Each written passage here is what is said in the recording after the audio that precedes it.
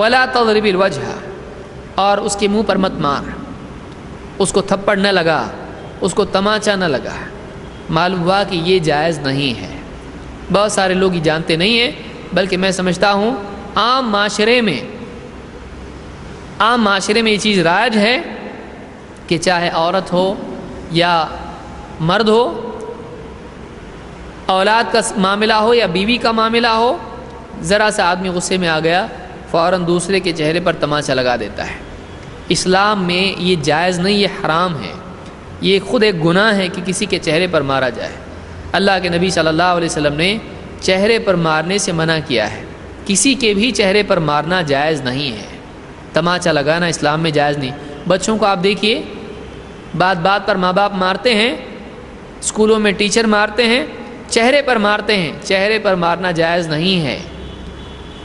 بیوی کے چہرے پر شوہر تماچا لگا دیتا ہے، آپ سوچئے ایک آدمی نے زور سے چہرے پر تماچا لگا دیا، چہرے پر نشان ہو گئے۔ اب یہ تو باہر چلا گیا غصے میں، اب اس کی شوہر کی بہن ہے گھر کے اندر، اس کی ماں ہے گھر کے اندر، اور پڑوسی ہیں آس پاس، وہ ان سے ملے گی، ان کے سامنے جائے گی۔ آپ بتائیے وہ کہیں چہرے پر کیا ہوا تمہارے، آنکھ کیوں سوج گئی تمہاری، گال پر یہ نشان کیسے ہیں، کیا بتائے گی؟ شوہر نے مارا۔ اپنے گھر کے سارے معاملات یہ دوسروں تک جائیں گے۔ شوہر کے لیے جائز نہیں ہے کہ وہ چہرے پر مارے۔ اس کا یہ مطلب نہیں ہے کہ وہ بدن پر اس کو پٹائی کرے، ہڈی پسلی اس کی ایک کر دے۔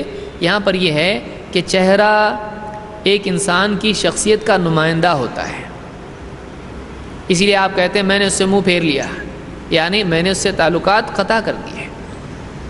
تو چہرہ ایک انسان کی پوری شخصیت ہوتا ہے، آپ اس کے چہرے پر اگر مار رہے ہیں تو اس کا یہ مطلب ہے کہ آپ نے اس کی پوری شخصیت کو ذلیل کیا۔ ایک آدمی کو آپ ہاتھ پر ماریں اور ایک انسان کو آپ چہرے پر ماریں، آپ دیکھیے وہ ذلت کس میں محسوس کرتا ہے، ہاتھ پر مارنے میں یا چہرے پر مارنے میں؟ ایک انسان کا چہرہ اس کی عزت ہوتا ہے، اس کے چہرے پر مارنا اس کو ذلیل کرنے کے ہم معنی ہوتا ہے۔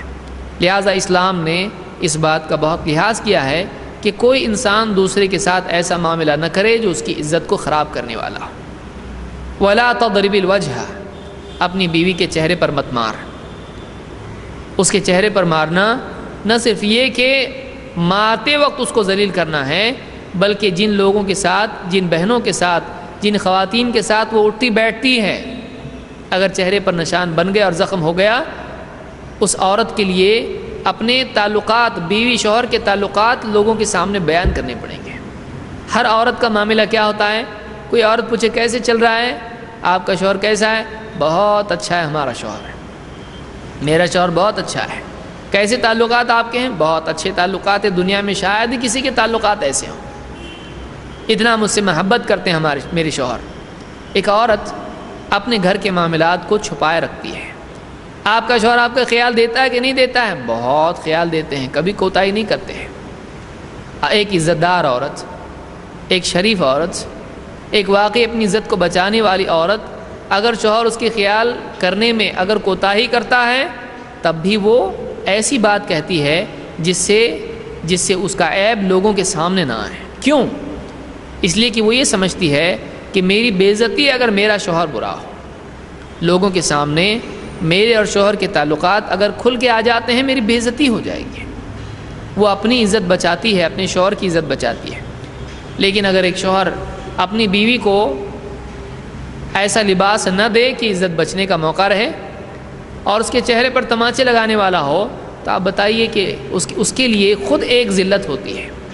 دوسری عورتوں کے مقابلے میں ایسی عورت اپنے کو کمتر محسوس کرتی ہے، شوہر کے اچھے تعلقات کی بنیاد پر وہ لوگوں کے سامنے فخر کرتی ہے کہ دیکھو میرا شوہر اتنا اچھا ہے، تو جو چھپانا چاہتی تھی وہ بھی سامنے آ گیا۔